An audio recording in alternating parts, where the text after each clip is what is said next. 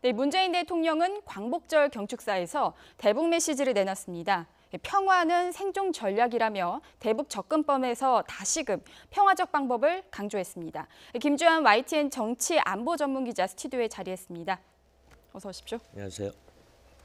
네, 오늘 이 경축사에서요, 문 대통령이 내놓은 대북 메시지, 베를린 구상의 맥락과 좀 같다고 볼 수 있을까요? 큰 흐름에선 오늘 연설문에 보면 동북아의 항구적 평화 정착의 시발점이 되어야 된다라고 해서 큰 틀에서는 그 맥락이 같은데 네. 그 상황에 정세가 좀 바뀌었죠. 북한이 계속 위협적인 언사를 했고 어떤 전쟁 지수까지라는 표현까지 나올 정도로 한반도 긴장이 고조됐는데 이런 큰 맥락에선 강는데 강론에서 약간씩 좀 견해차를 보이고 있었는데 오늘 전반적인 경축사 내용을 보면은 대화를 제의하겠다는 건 사실 없었어요. 없고 그런데 문은 열어놓겠다. 언제든지 상황이 바뀌면은 대화 테이블로 나와라. 우리가 한사 군사적 대문은 열어놓겠다. 이런 발언에 했기 때문에 최근에 어떤 이 정세 변화를 연설문에 담지 않았겠느냐. 그때 다시 정리하면은 큰 맥락은 한반도의 평화가 굉장히 중요하다. 그런데 지금 평화를 저해하려는 것이 있다. 그것이 북한 핵과 미사일이다. 이 부분에 대해서는 적극적으로 대응하겠다라고 해서 그 방법론 사이에는 이제 좀 다소 차이는 보이고 있지만은 큰 골격은 같다 이렇게 볼 수 있는 거죠. 네, 그렇군요. 오늘 이 문 대통령이 보면 또 한반도 운전대론을 거론을 했습니다. 그러니까 한반도 문제는 우리가 주도적으로 해결해야 한다라고 이제 말을 하면서 외교적 노력을 강화하고 강한 방위력을 구축할 것이다라는 게 언급을 했었는데요. 정치권에서는 이제 코리안 패싱이라는 말까지 나오는 상황인데 그렇다면 우리 정부가 어떻게 이런 상황에서 좀 주도적으로 한반도 문제를 풀 수 있을까요? 사실은 그것이 동전의 양면이라고 봅니다. 그것이 그 외교적 병행을 한다라는 거는 사실은 그 한미 동맹도 외교적 노력에 따라서 다른 거고요. 그러니까 우리 앞에 있으니 그런데 대통령께서 오늘 말씀하시는 도중에 이제 한반도 군사 행동은 절대 안 된다라고 했는데 네. 사실 그 기저가를 봐야 되죠. 우리가 말로만 평화를 지킬 수 있는 건 아니거든요. 네. 어떤 우리의 그 국방 의지 능력이 있어야 되죠. 이런 자주 국방 의지가 내로 그리고 어떤 쉽게 말해서 국내 여론 분열 이런 현상도 없어야 되고요. 그러니까 외치를 하는 데 있어서 북한이라는 그 북핵의 공동 위협에 대비해서 우리 모두 의견이 같아야 되는 부분도 없잖아 있어야 되고 이런 부분에 대해서 종합적으로 말씀드리니까 그리고 어떤 위기 지수가 있어 실제 북미 간의 대결 구도라고 한다라고 하더라도 사실 한반도 유사시 불똥은 우리한테 떨어지게 돼 있거든요. 네. 이것이 소극적으로 전쟁이 안 된다. 라고만 해서 전쟁이 안 일어나는 건 아니죠. 우리가 이걸 적극적으로 평화를 유지하려는 것이 아니라 평화를 수호하려는 자구책과 수단을 마련했을 때 그게 가능한데 오늘 대통령께서는 그런 걸 사실 다 함의해서 한꺼번에 전달을 했다라고 봅니다. 네, 오늘 또 얘기를 좀 짚어보면 북한의 도발을 중단하고 대화를 복귀하자라는 그런 메시지를 던졌습니다. 그러니까 대한민국의 동의 없이 군사행동을 결정할 수 없다라는 말도 했는데요. 이런 이제 대북 초강경 모드를 취하고 있는 미국에 대해서도 이런 분명한 신호를 줬다라고 좀 볼 수 있을까요? 사실은 뭐 미국에다 신호를 줬다라기보다도 북한에 대한 신호를 줬다라고 봅니다. 네. 어떤 이 부분에 대해서 그 대통령께서 엄중하게 이야기를 한 것이 전쟁만은 막겠다. 그러니까 북한은 도발을 하지 말아라 하라는 거를 측면을 했고 사실은 지금 이제 다시 한번 좀 언급드리고 싶은 거는 사실 이번 위기의 발원지도 북한이었습니다. 그런데 언젠가부터 북한이 잘못했다는 건 싹 빠졌어요. 네. 싹 빠지고 국내 언론 마찬가지고요. 싹 빠지고 마치 트럼프 대통령이 화염과 분노의 발언이 북미 대결을 촉발시킨 양 이런 식으로 접근을 했거든요. 그런데 이 부분을 대해서 등가의 원칙을 해서 북한도 자제하라, 미국도 자제하라 이렇게 했다라기보다는 네. 저는 새 해석을 다시 북한에다 방점을 많이 두고 언급을 했다 이렇게 보고 싶어요. 왜냐하면은 네. 우리의 기초의 방위력의 기초는 한미 동맹입니다. 한미 동맹의 그 골격이 훼손되지 않는 범위 내에서 어떤 우리의 그 어떤 자주적인 자주 국방력을 유지를 하는 부분이 있고, 그래서 대통령께서 오늘 연설문 전반적으로 보면은 동맹국만의 우리 안보를 의존하는 시대는 지냈다. 우리 스스로 해야 된다. 그러면은 우리 스스로 자주 국방력을 키우기 위해서는 어떻게 해야 됩니까? 국방력을 강화해야 되겠죠. 국방력을 강화하기 위한 수단은 단 하나입니다. 예산이 많이 들어갑니다. 예산이 많은 부분은 어떻게 되는가? 국민들이 동의를 해야 되는 부분이 있죠. 사실 이런 부분이 굉장히 합리적인데 우리 일부에서는 이런 부분은 간과하고 네. 일단은 그 어떤 국방력만 무조건적인 강화는 사실은 안보와 복지는 병행할 수 없는 부분이 있거든요. 선진국 같은 나라도 가능하지만은 역설적으로 우리가 OECD 형국에서 스스로 이렇게 민방 훈련이라든가 예비군 훈련을 가장 안 하는 나라입니다. 그러니까 이건 스스로 국민들이 의무적으로 해줘야 되는 부분이거든요. 이런 것이 다 밑받침됐을 때 대통령께서 강조하는 이런 부분이 그 구현된다라고 봅니다. 그렇군요. 그 오늘 경축사도 계속해서 짚어보면요. 북한을 향해서 문 대통령이 이제 붕괴를 원하지 않는다. 그리고 흡수 통일을 추진하지 않을 것이다. 라고 말을 했습니다. 그러니까 이제 대북 문제에 있어 이제 제재보다는 대화가 효과적이다라는 얘기도 비교적 좀 긴 시간을 할애해서 얘기한 것 같은데 어떻게 보시나요? 일단은 그 부분에 대해서는 흡수 통일 이런 부분에서 북한이 굉장히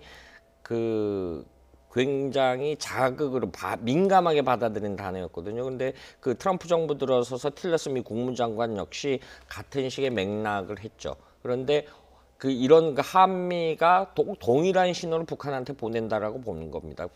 지금도 오늘 이야기를 붕괴를 원하지 않는다, 흡수통일을 원하지 않는다, 동일한 시선을 계속 보내는데 역시 조건이 있죠. 올바른 선택을 한다라면은 북한을 도와주겠다 이렇게 하는 거죠.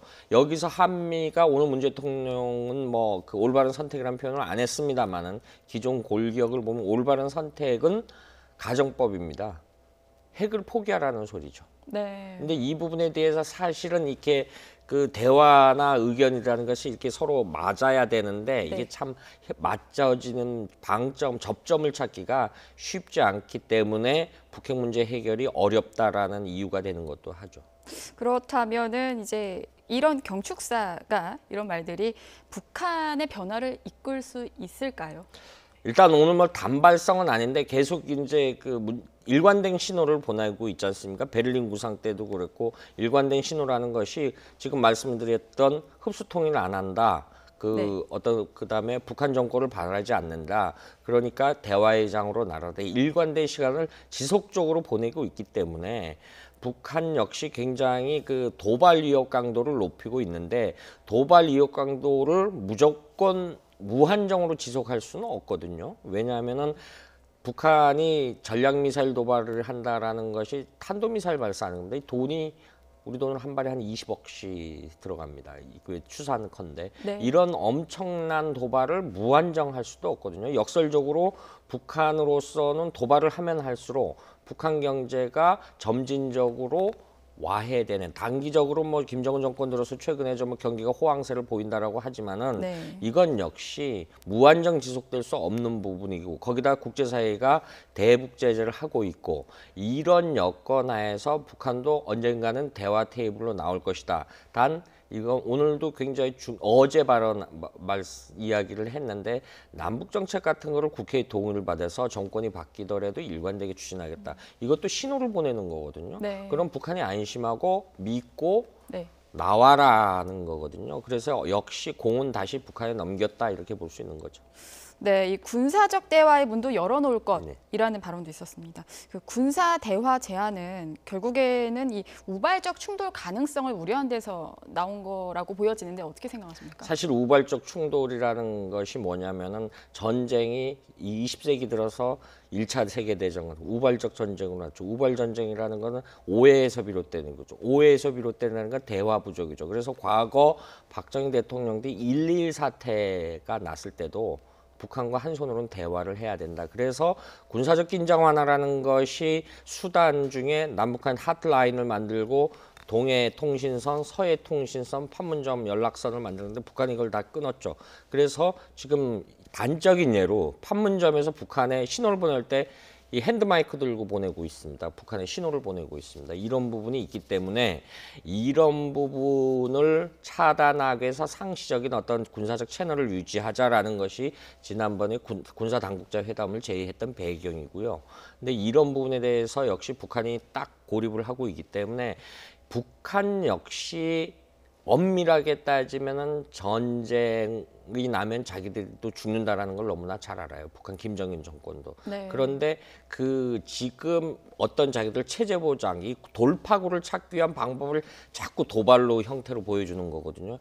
이 부분에 대해서 그 중에 북한의 군사 당국자 지도자들 중에 하나, 그러니까 군 지휘관 중에 일부가 네. 잘못된 행동을 하면 그게 전쟁으로 유발될 수 있기 때문에 이걸 차단하기 위해서 상시적 대화 채널을 여자. 그리고 오늘 표현은 군사적 대화의 문은 열려 있다. 항상 열려 있으니까 언제든지 와라. 이런 신호를 보낸 거죠. 네, 그 경제 쪽으로 좀 넘어가 보면요. 한반도 신경제지도 그리고 남북 간의 경제협력이 남북 공동의 번영을 가져올 거다라는 발언도 있었습니다.